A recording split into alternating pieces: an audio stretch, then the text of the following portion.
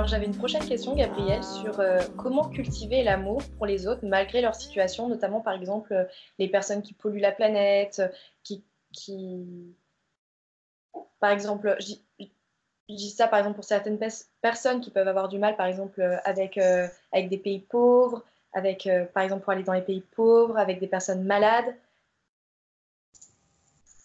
les personnes malhonnêtes, les personnes qui mangent par exemple beaucoup de viande pour un végétalien, ça peut à certaines personnes les agacer. Voilà, comment cultiver l'amour et comment rester neutre finalement. Alors, bien plus que de rester neutre, c'est de rester bienveillant. Parce qu'on n'est jamais neutre. Il ne me semble pas qu'on soit neutre. Oui, On est malveillant ou on est bienveillant.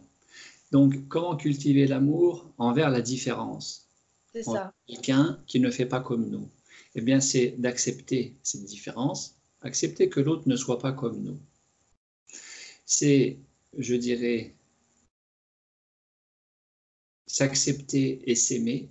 Ça aide à mieux accepter et aimer l'autre. Comment est-ce que je peux accepter l'autre si je ne m'accepte pas?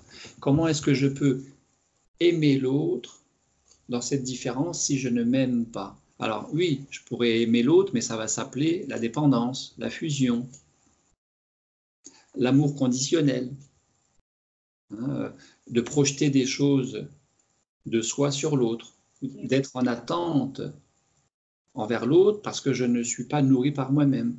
Donc, aimer l'autre dans cette différence, c'est accueillir, accepter cette différence, c'est s'aimer avant de vouloir aimer qui que ce soit, et ne pas attendre d'être aimé pour mieux s'aimer, parce que ça, c'est aussi un piège.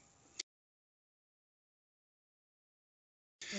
Et puis, je dirais, en numéro 3, c'est pas forcément complet, je dirais pratiquer la politique du colibri. Le colibri, c'est l'oiseau qui va prendre une toute petite goutte d'eau et éteindre le feu. Il ne peut pas éteindre le feu. Mais si tout le monde faisait ça, si tout le monde faisait ça, si 7 milliards d'êtres humains que nous sommes sur la Terre faisions ça, de s'occuper d'abord de soi, de s'aimer et de faire sa petite part de boulot, la planète irait beaucoup mieux. Je pense par exemple au tri, le tri sélectif, papier, plastique, journaux et tout ça. Combien il y a de personnes qui ne le font pas parce qu'elles disent que de toute façon, c'est des conneries, la mairie, l'organisation du tri ne va pas jusqu'au terme du recyclage et en fait tout est brûlé. Bah, que ce soit vrai ou que ce soit faux, moi je le fais. Je fais ma part de petit boulot. D'accord. Voilà. Et je ne vais pas attendre que l'autre le fasse. Donc c'est non seulement accepter la différence chez l'autre, mais c'est faire aussi à son niveau ce qu'on peut faire. D'accord. Non pas à la place de l'autre, pour l'autre, mais je dirais pour la vie, pour la nature, pour la planète, parce que c'est ça aussi la gratitude. La gratitude, c'est aussi un engagement avec soi-même. D'accord. Ça marche. Pas sûr que Merci. ce soit complet tout ce que j'ai dit, mais je pense que ça peut être des pistes. Oui, c'est des pistes à approfondir.